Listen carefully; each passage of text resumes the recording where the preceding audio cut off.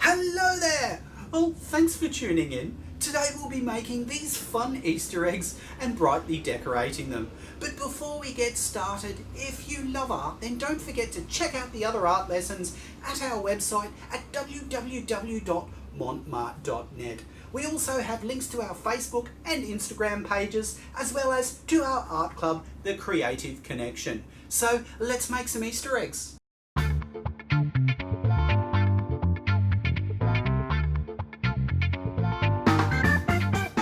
So first we need to make our eggs. For this we'll be using Montmart air hardening modelling clay.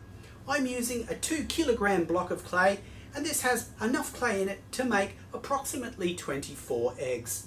Cut the block lengthways with a butter knife, then take the half and cut it again, then cut it into equal sized proportions. Next we get to squash and push them into shape. The easiest way is to roll them into a ball and then stretch the ball out slightly. Keep refining until you have a shape that you're happy with. Repeat this process until you have enough eggs. Then leave them until they're dry to the touch. Now we can add some paint. All of the colours used and the steps taken are laid out in a PDF lesson plan at our website. It's in a download tab next to the Easter egg art lesson.